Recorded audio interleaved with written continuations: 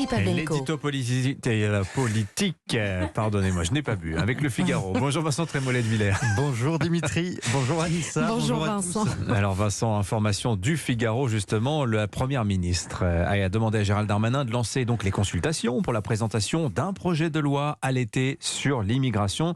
Ça fait des mois que ce texte s'en va et puis revient. Bon, je vous avoue qu'on est un peu perdu là. Oui, mais vous êtes certainement moins perdu que le gouvernement lui-même. Cette réforme a été programmée, déprogrammée, reprogrammée, saucissonnée, reconstituée, enterrée et maintenant déterrée.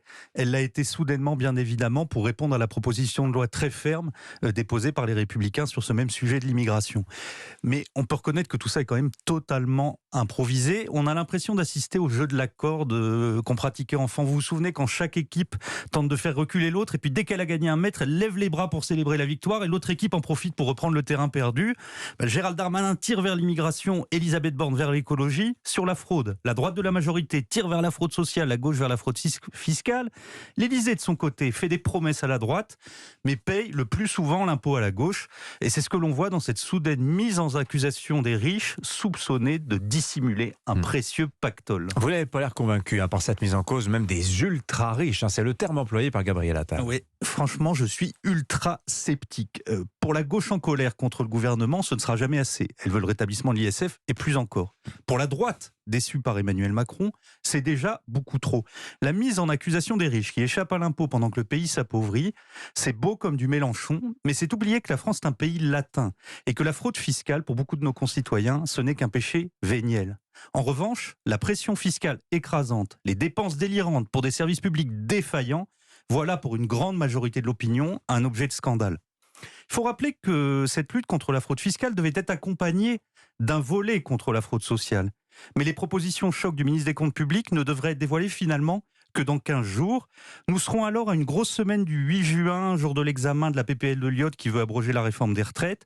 Et on entend déjà dans la majorité ceux qui s'inquiéteront à l'approche de cette échéance d'une stigmatisation inutile des plus précaires et qui plaident déjà pour un nouveau report.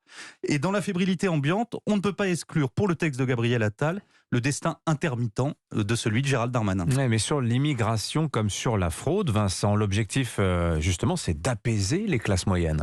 C'était l'objectif de Bruno Le Maire quand il a dénoncé les transferts sociaux vers le Maghreb. C'était l'objectif de Gabriel Attal quand il prenait la défense de ceux qui travaillent contre ceux qui profitent du système social. Mais à l'arrivée, nous avons une mise en cause des ultra-riches, des aides qui continuent à être versées par milliards, des débats qui s'annoncent sur le travail où l'on peut craindre le pire dans la fameuse semaine de 4 jours. Et on peut ajouter à tout cela l'œuvre de Pape Ndiaye qui déconstruit méthodiquement le travail de Jean-Michel Blanquer pour revenir à la ligne de Najat Vallaud-Belkacem et même sur l'école libre d'Alain Savary. En vérité, bien qu'affaiblie, pour le moment, c'est l'ancienne socialiste Elisabeth Borne qui gagne la bataille des idées. Il faut d'ailleurs analyser ce revirement soudain sur la loi immigration comme une reprise en main du président de la République.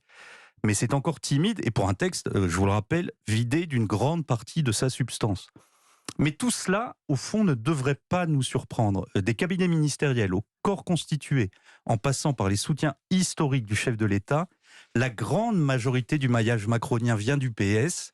C'est cette vérité oubliée qui entrave le président et qui offre à Elisabeth Borne un précieux filet de sécurité. L'édito politique sur Europe 1. Merci Vincent Trémollet de Villers. À la une du Figaro ce matin, eh bien la fraude fiscale justement, un plan pour tourner la page des retraites. On va en parler dans le journal de 8.